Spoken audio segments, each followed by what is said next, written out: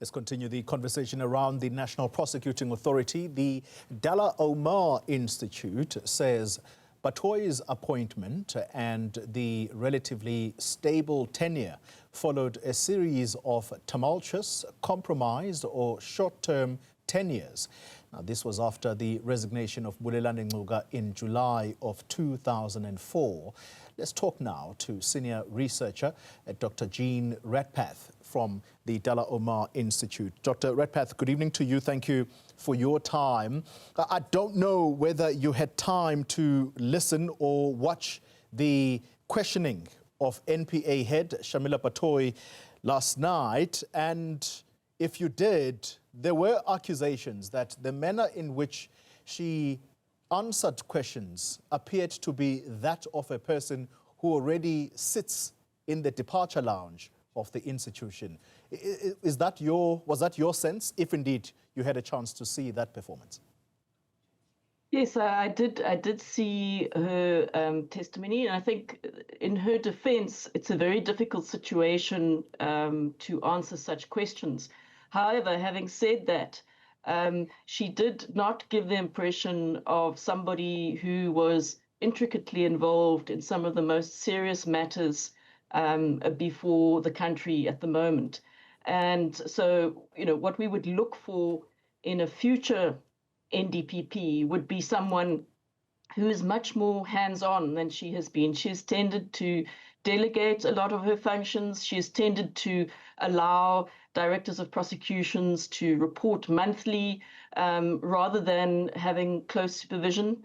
And while that is often a good management strategy, I think the crisis situation that the prosecuting authority is in now requires a much more hands-on approach than she has adopted. All right, so in a way, you're helping us to look ahead, therefore, almost as if to take the conversation forward away from the ad hoc committee now. And let's talk about that process of appointing a new head of the National Prosecuting Authority head. What do you understand is the process that's being implemented this time versus how President Ramaphosa initially brought in Shamila Batohi? I think she was appointed back in December of 2018 and then began her tenure in February of the following year. That's correct. The process is very similar to last time, except for the composition of the panel, which will refer 3 preferred candidates to the president. The panel is smaller than last time, and it excludes members of the legal profession. So last time we had the Law Society and the Bar Association who were represented on the panel.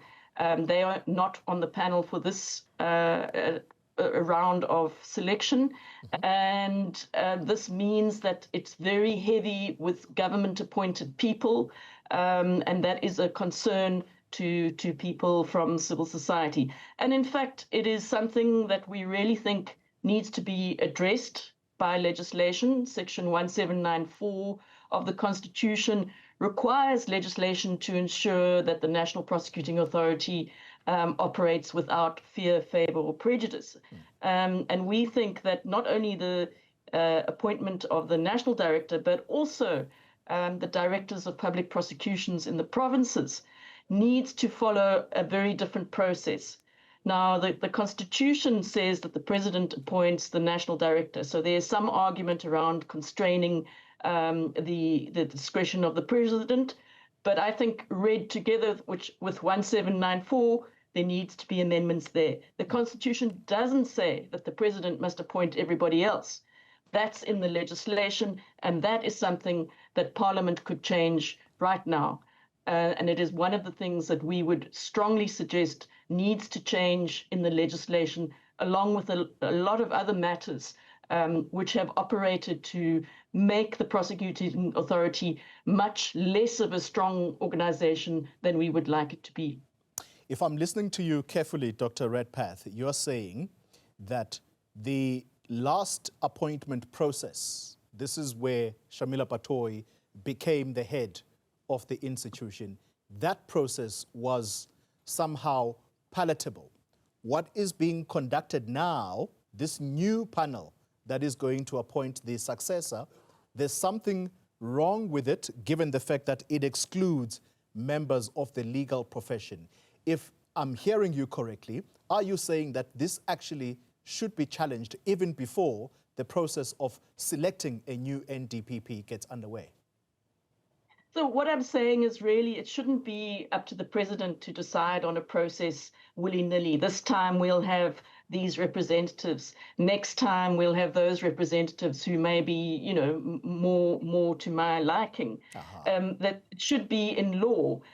So we see this rather arbitrary change in the composition of the panel. Look, it was a great advancement for President Ramaphosa to have a panel to appoint Shamila Batohi. Previously, the president just appointed, just like that. No consultation, no transparency, nothing. And we saw some very, very doubtful directors, national directors being appointed in that fashion. And whatever we may say about the national director, she has not been obviously corrupt. She's brought stability to the organization. And we need a transparent process, and we need one that is sure.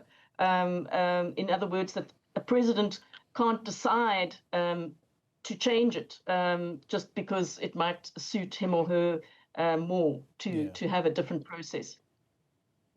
Let's then talk about what the new NDPP will find in the tray as they come into office.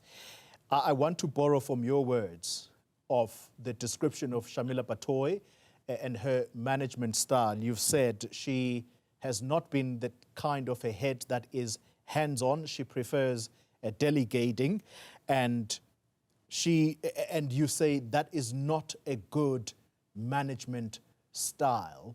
Are you able to give us reasons, more detail as to why it is that this time around we need a hands-on approach, someone who is going to almost take initiative, if you like?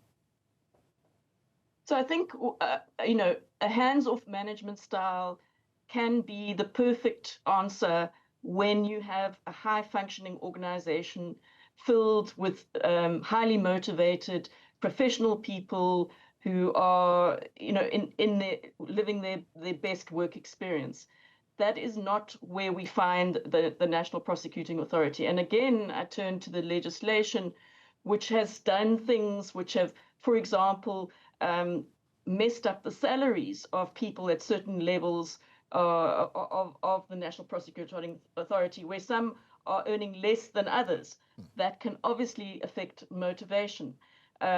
We find huge vacancy rates across the organization. We find decreasing numbers of prosecutions, and Advocate Batohi, you know, referred to the Specialized Commercial Crime Court and said that, you know, they did a review and tried to get rid of the less serious matters. Unfortunately, along with that came something of a collapse in numbers, and that is the court that we really need to be operating at a much higher level, and the prosecution within it. That is prosecuting in that court. So I'm saying that we are currently, and not only because of where the prosecuting authority is, but the broader context of the police being in crisis, etc., we need somebody who's going to be much more hands-on, but in the right direction. So, you know, a hands-on person can push things in the wrong direction.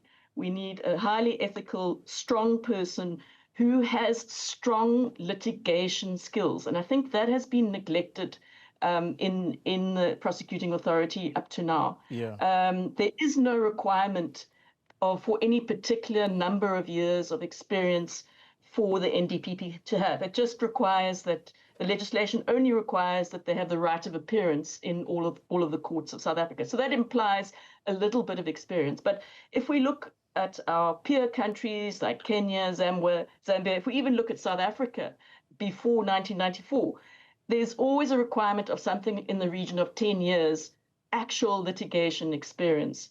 And that is what we need in our in our NDPP, someone who understands the intricacies of exactly what is going down with the people underneath her, someone who will hold the directors of public prosecution to account for what is happening in their divisions, someone who will rewrite the prosecution policy and the directives to make sure that we start to see the prosecutions rise again. Because in 2002, 2003, before the attack on the Scorpions and the prosecuting authority, we were getting more than double the number of convictions that we are getting now, even though we have more prosecutors than ever before. And so yes, it's not just a numbers game, and I get her point that there could be less serious cases, etc., but the numbers are just too low, and the time taken is just too long, and that will require someone who's also willing to engage with the courts, with other stakeholders, and really problem solve around getting matters through our courts more quickly. And there are ways, there are suggestions of how this can be done, and it will require a very strong personality to harness all of that and bring it all together. Wow, very, very descriptive indeed. A very focused approach, what you have explained here. Finally, are there any candidates that stand out for you? I know we can't speak of candidates yet, but there are people within the prosecution system that already exist. Are there any individuals that stand out for you, or is this too troublesome a question for you to answer right now? I wouldn't want to highlight any particular person right now. We don't know who has all applied. I'm aware of some people who've applied, and there are at least 2 reasonable candidates, but they come from outside the prosecuting authority. And I think actually we may still need someone outside the prosecuting authority. People within the prosecuting authority have become too used to a particular conservative way of doing things, a particular caution. They target conviction rates, and they've been doing that for 10, 15 years, which means that they'll rather prosecute 1 out of 10 cases so that they can get 0.9 convictions, 90% conviction rate. You cannot continue with that approach. We have to start getting the numbers up, and not I take the point again about the quality of those numbers. We need good quality numbers of convictions resolved in a reasonable amount of time. The amount of time is just too long, especially for the serious cases. Senior researcher at the Dullah Omar Institute, Dr. Jean Redpath, thank you very much for your time and insights. A very, very worthy conversation.